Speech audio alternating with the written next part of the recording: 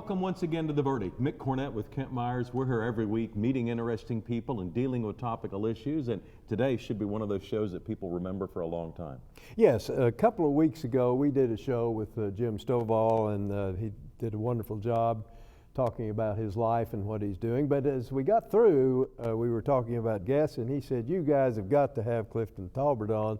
He'd be a wonderful guest. So I immediately fairly quickly picked up the phone and called Clifton, and he was very willing to come on, and we got him today. Yes, we did. And he has a fascinating story to tell. He did. This is a story of inspiration and entrepreneurship. It's and coming excellence. Today on The Verdict. And excellence. And excellence. We'll be right back.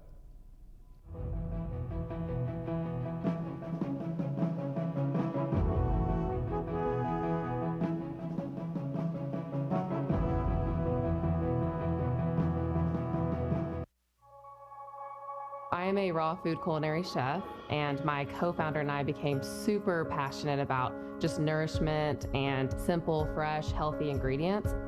My name's Haley Nutt. I am the founder of Tribal Cold Pressed Juice, and I am Chickasaw. We started pressing our juices, just the raw organic produce. We hand bottle, hand fill, hand label. The name Tribal came from my Chickasaw roots. It really is focused around the idea of community.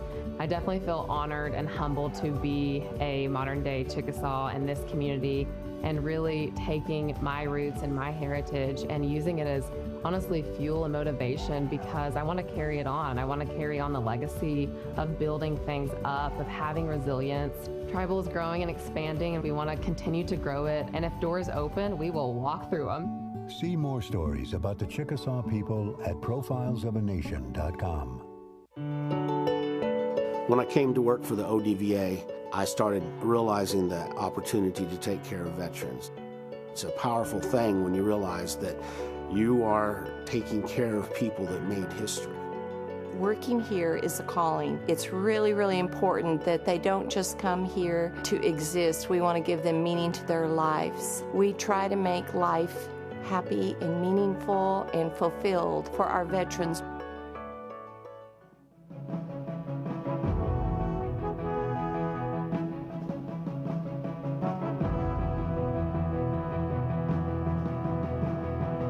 Good morning and welcome back to The Verdict. Mick Cornett with Kent Meyers, and Kent's going to introduce today's guest. As we indicated in the opening segment, our guest today is Clifton Taulbert, who lives here in Tulsa. Clifton did his undergraduate work at Oral Roberts University, went on to SMU to be a graduate of the School of Banking at SMU. He's a businessman, an entrepreneur, an author, a lecturer, a movie producer, and at the University of Tulsa has named him a trustee in recent years. He's received many awards and accolades over the years for his work, and we are really pleased to have him come on today. He has a fascinating story. Clifton, welcome, glad to have you, and we're sure looking forward to hearing from you. Well, thank both of you for the invitation. Well, let's start at the very beginning. Where did you grow up? Well, I grew up in the Mississippi Delta, but let me digress for a minute to 46th Street in New York. And the reason I want to digress is because sometimes it takes an epiphanal moment to really give you a clear view of what made you. Mm-hmm. I'd been invited to speak at the United Nations, something that had never crossed my mind, didn't even know where the United Nations was, actually. Knew it's in New York, obviously, but not where it was located. Crossing 46th Street that afternoon, getting ready to go over there, I had to go through a lot of security, which I did, through the Hall of Mirrors, I call it, where all the former Secretary General's pictures were hung. I finally got to the Assembly Hall where I would speak, and it was a very foreboding place, very challenging just to be standing there. And I asked the young lady, I said, ma'am, my name is Clifton Taulbert, and I'm one of the speakers. I said, I'm not quite sure what to do. I know I'm a little early. And she said, she really didn't say anything. She just pivoted and turned around and looked around at the audience, and she said, and pointed. And there was a little sign, I guess a name tag in light that said Taulbert. And I knew that I was at the right place. But it was also a time that I stood there and turned from her, and tears began to roll down my face. How did I get to the United Nations? How did I get into the Assembly Hall to make a speech to these incredible people, many who had come from around the world? And most of these were from the United States. It was an entrepreneur and innovation conference that was being held there. And I began to think about Glen Allen, Mississippi. That's where I grew up. I began to think about the cotton fields of the Delta. As a kid, I would sit on my grandpa's front porch with my knees pulled up to my chin, and I would look as far as I could. And all I could see was the world that had surrounded them. My great-grandfather, an incredible human being, was a cotton picker, as were his parents and their parents, and those before them would have been enslaved. This was the only world I knew, and I literally thought that this would be the end of my life, that my life would be the cotton fields of the Delta. But as I stood there in the Assembly Hall of the United Nations, I thought about my great aunt who raised me, this incredible lady who was determined that I would get an education. I had to travel 100 miles round trip to school every day because of legal segregation. But I never missed a day out of school, graduated valedictorian of my class. I'm a member of Phi Beta Kappa today, not because I was so bright, but because I ran into the unselfishness of ordinary people who became extraordinary leaders in my life. And so that's where I started. I started in the fields of the Delta, but I had no idea what lived beyond the Delta. But I did have an idea of the unselfishness that I encountered that really shaped my life, and it really came alive as I stood there. I remember my Uncle Cleve, and I've written about him in a book for the Kauffman Foundation, Who Owns the Ice House. This was the man who introduced me to entrepreneurship. Now keep in mind, we're in the Delta, so he doesn't know the French derivative, entrepreneurship. He called it gumption. He said, I mean, that's his definition of entrepreneurship. He said, if you got gumption, you can make it work. And he lived in a world where his world was totally defined by someone else. But he carved out a piece of his own world, and he brought me into that world at the Ice House. And it was there that I learned that you could own your own business. And what made it so unique, Glen Allen, Mississippi was totally and completely segregated. But there was one place in the community that everyone had to come, and that was the Ice House. Everybody bought ice from this one black business owner. And as a kid, he hadn't gotten the memo that I was too young to work the Ice House. And so I'm running the Ice House. 13, 14 years old, I'm actually running the Ice House, serving customers from throughout the county and some of the surrounding counties. But my uncle taught me that there was nothing I couldn't do. And even though the circumstances were very challenging, but this man somehow found a way not to let those challenges get inside his head, but they stayed outside of his head, and he kept them at bay. And through his work and my working with him, it literally changed my perspective as to what I could do and who I could become. And when people ask me about my start in life, it was Glen Allen, Mississippi, but it came alive in the Assembly Hall of the United Nations as I stood there watching people, entrepreneurs from around the country and around the world, and realized that I had been invited to speak. But I also knew it wasn't my story that they wanted to hear. It was the story that had formed my life. Mm-hmm. And that is what I talked about that evening. Hmm. When did you leave, and what were the circumstances of leaving your hometown?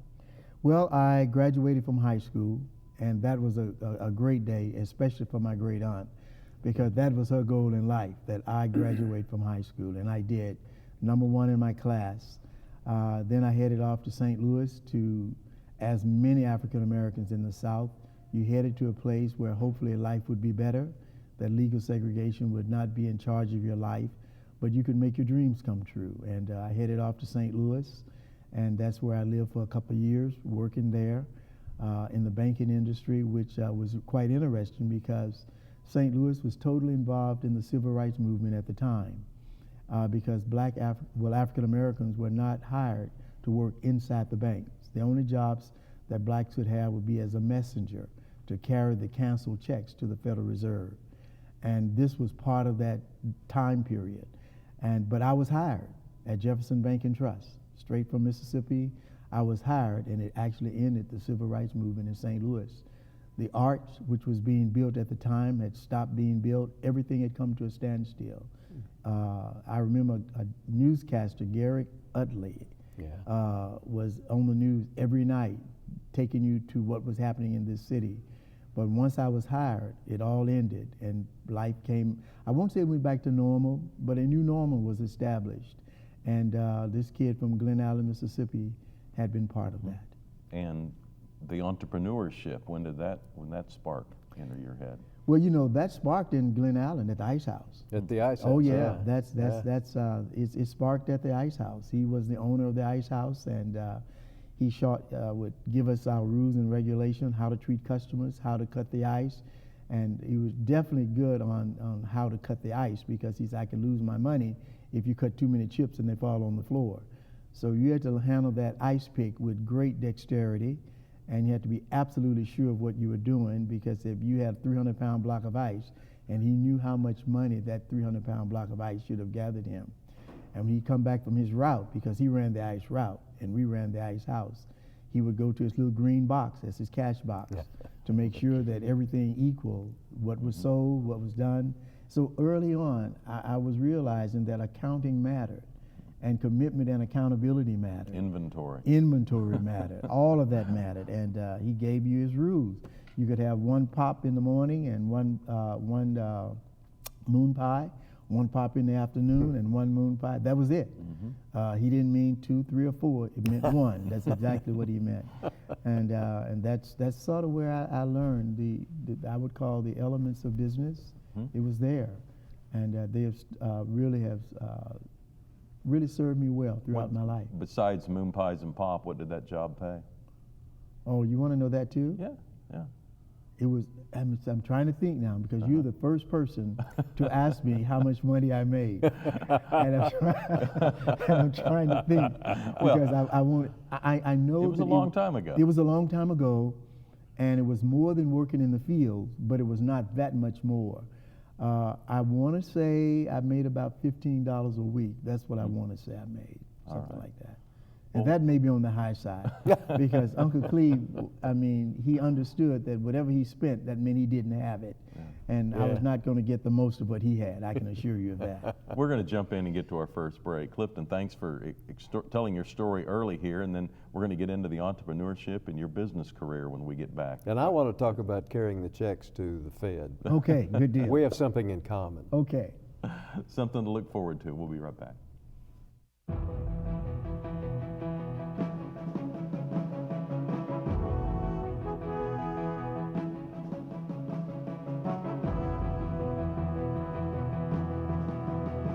OU Law has a history and heritage that are unparalleled. At the University of Oklahoma College of Law, we empower our students to pursue the career of their dreams. We have the highest U.S. News ranking ever achieved by an Oklahoma law school. We are the first law school in the country to launch a college-wide digital initiative, and this year, our competition teams rank number 2 in the nation. OU Law, generations of excellence, limitless possibilities. The good life comes naturally to Tulsa, where nature's beauty is matched with an eye for aesthetics. A legacy of neighborhoods graced with lawns and landscaping and handsome homes. A place that seems to have patented an ideal lifestyle. Bank First is loyal to the quality of life Tulsa assures its citizens, to the priority placed on education, culture, and growth. Loyal to builders who transform raw land into residential charm. Developers who see opportunity and add vitality to Tulsa's economy. Bank First serves both enterprise and private lives that need a loyal partner. It's how we help nurture this city's very good life. Bank First. Loyal to Oklahoma. Loyal to you.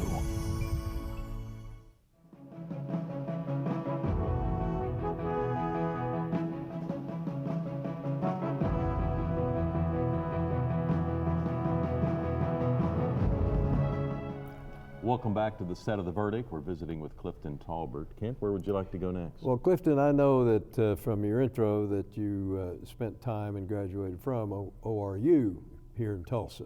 What brought you to Tulsa in the very first instance? Well, interesting. I had served 4 years in the Air Force, and I was looking for the very best opportunity to finish my degree. I had gone to school in the military, had about 2 years left. And I'd heard about ORU growing up in the Mississippi Delta.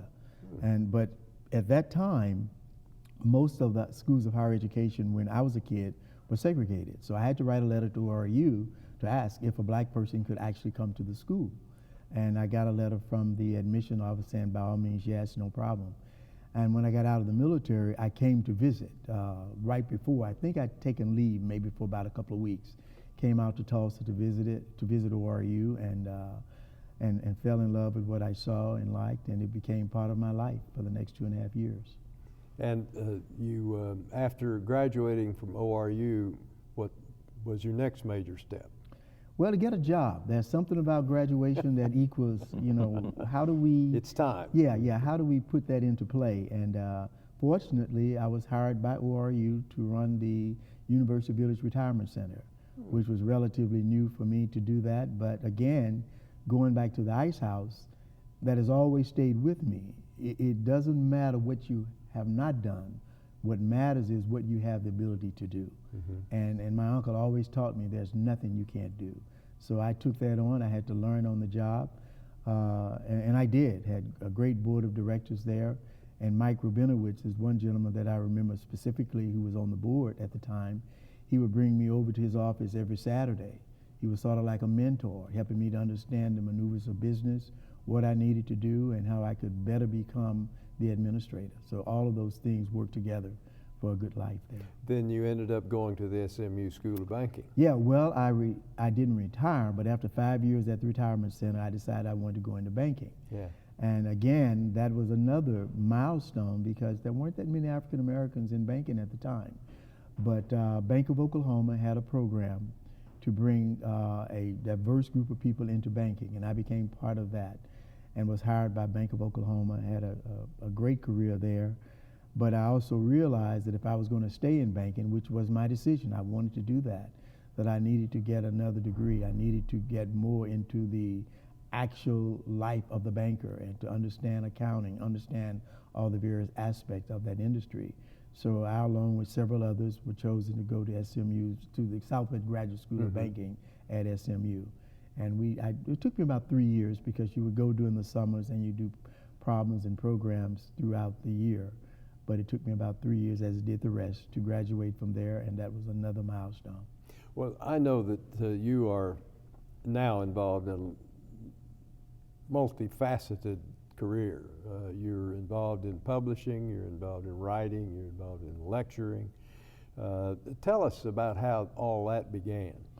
Well, my very first book, Once Upon a Time When We Were Colored, I had no idea that it would become an international bestseller. I literally thought that several of my friends would buy it, family, and that would be the end of it. What prompted you to write it in the first place? I was scared when I was in the military because most of my friends were being shipped to Vietnam. And I didn't drink, I didn't smoke. I think writing became my addiction. I would just get up in a corner at the barracks and I would write. And I would write about my grandpa, write about my great aunt, write about the people that really meant so much to me, with no idea that that honest writing would become an incredible story of life in the Mississippi Delta. But I thought maybe if I was shipped to Vietnam that I would probably get killed because most of my friends passed away who were there. And so I started writing just to have some record of this is who I am and this is where I came from. And what is the theme of that first book? The theme of that first book is community. That's the most important thing to me. Every human being has the opportunity to make a decision. And that decision to be unselfish is an incredible decision, not only for the individual, but for the house where he or she lives, the community in which you live. How do you bring that unselfishness to life? How do you make it a way of life? How do you let it define what you do and who you are? Now, that book led to a movie, did it not? That book led to a movie. Tell us about that. Well, what had happened, the New York Times did a review of the book, as did the Boston Globe. And once those reviews came out, I was getting calls from all over LA. I mean, totally unaware of what to do, you know, who are all these people, and you know, at least for me, it wasn't scary. It was just so out of the ordinary of my life until I couldn't believe what was happening. But eventually, a gentleman by the name of Tim Reed, who was producing at the time, said, I want to produce this movie. And we got together with another guy from Tulsa, who was one of the head writers for Little House on the Prairie. And he and I together, he was writing the script, he would send it to me for authentication, I guess, to validate what he had said, to make sure that he had not stepped outside of my reality in writing the screenplay. And so these two Tulsans, one white and one black, worked together to create the screenplay for Once Upon a Time in We Will Color. How can people see that? Well, I know that it comes on television occasionally. I know that I am told that the what do you call it, the DVD of it is being sold, but someone must really love that DVD, because the price on it, I'm still not believing what the price is. But it is being sold, and it's still being viewed by people around the country. What can people learn from your book? Who Owns the Ice House, for instance? What's the takeaway there? I think the takeaway there is individual initiative, individuals recognizing that circumstances can often dictate how you feel about yourself, but those circumstances are not necessarily set in stone. And so how do you move beyond that reality to create another one? Who from American history inspires you when you read stories about people who we're all familiar with, but there's a lot to choose from? It's a lot to choose from. You know, I would say I look at a crisis moment, and I really have great respect for President Lincoln. I have great respect for how he handled a world that was changing, and how he handled a set of circumstances that he had not signed up for. They happened on his watch. And oftentimes those are the types of things that really define a leader. How do you handle life that you did not ask for, but it has been dumped on you? You have to figure out what to do. And I think at Gettysburg, he probably said it best in that short address that he gave. You know, he just simply said to the audience there, surrounded by death, 87 years ago, our fathers brought forth on this continent a new nation, one conceived in liberty and dedicated to the proposition that all men are created equal. But now we're engaged in a great civil war, testing whether this nation or any nation, so conceived and so dedicated, can long endure. And that's usually where I stop, because he posed what I call the question of the time. The endurance of the nation is dependent upon the three of us. It's dependent upon the people that's running the cameras. It depends upon ordinary people who call this place home. We are the endurance of the nation. We've got about 90 seconds left. What do you think of world events today? Any comments on what you see and hear about where America is or what's going on? I think every epoch of time provides us the opportunity to discover our better selves. We're human, and oftentimes we make incredible mistakes, and oftentimes we do incredible things. We have the ability to do both. And I think as I look at time now, I see the opportunity to have a focus on unselfishness perhaps more than ever before, because that is the one gift that everyone has the ability to give. And when I end a talk, wherever I'm speaking, be it in Australia, China, Mexico, or at the United Nations, I said no person should underestimate the value of their presence on the life of another person. Clifton Taulbert, thanks very much for coming on the Verdict. Thank you, Clifton. My pleasure. Really Wonderful to appreciate meet you, and congratulations to you on all Thank your you. wonderful endeavors. Your willingness to share has helped Yes, a lot of thank people. All right. Kent and I'll have a final word when we return.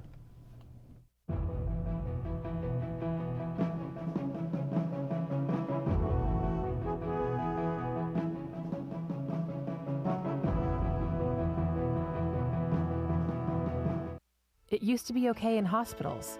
It used to be okay in movie theaters. It was okay in classrooms, restaurants, and airplanes.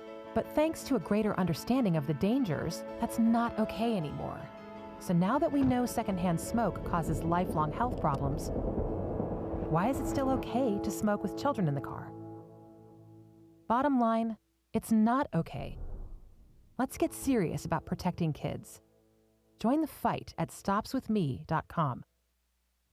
All children deserve a life of hope and love, but sometimes they experience a life of pain, neglect, and abuse. When that happens, Each child deserves all the quality assistance and representation that can be offered in our legal system. For more information, call 23-CHILD. Oklahoma Lawyers for Children, helping to bring hope and love back to the lives of abused children. You will always be mom and dad to me. I really think people are so unaware of the number of kids waiting just in Oklahoma. And I think if more people knew that those children were out there waiting, you know, I think that just by the way we live our lives and the people we talk to, that maybe we can help encourage adoption from Oklahoma. You will always be mom and dad to me. The Journal-Record is pleased to be a sponsor of The Verdict. The Journal-Record, since 1903, the best source of Oklahoma business news and legal information.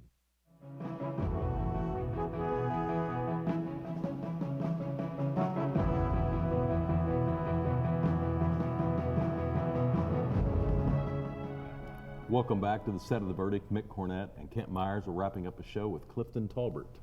Yes, Clifton is an inspiring individual with many accomplishments, but perhaps one of the most significant to me is how personable and friendly and easy to talk to he is. And it did occur to me, Mick, as we were finishing this show, that we did not get nearly as much accomplished. We got a lot accomplished, but there's a lot more there to do it. So we're going to be asking Clifton back to do another show with us when his schedule will permit.